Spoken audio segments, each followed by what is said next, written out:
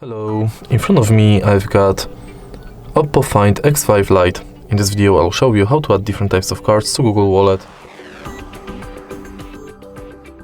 In the beginning, let's enter Google Wallet, enter Add to Wallet, and focus on Transit Pass, Loyalty and Gift Card.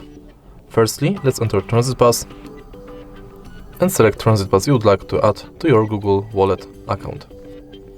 You'll be redirected to a website where you have to finish the inside form. Next, let's select Loyalty Card and similarly select Loyalty Card you would like to add, for example Payback Poland. You can scan your card or enter member ID manually. Select Add to Wallet and it's done. In the end, let's select Gift Card, select Shop, enter card number, PIN, balance, your notes and tap Add to Wallet. All of your cards will appear right here on the homepage of Google Wallet. If you find this video helpful, please leave a like, comment and subscribe.